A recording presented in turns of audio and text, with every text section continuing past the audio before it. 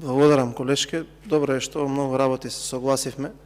Сепак фактите кои што почиваат на бројки не може на никаков начин да се филуваат или да се извртуваат. За тоа какви компарации правиме во однос на задолжувањата во различните времења кога сме управувале државата, е невозможно да се заобиколат заради тоа што тоа го кажува успешното функционирање и менаџирање со секторот финансии на било која влада. Јас само ќе ве потсетам и тогаш во тоа време, 2009 до 2013 година имаше голема светска и европска должничка криза,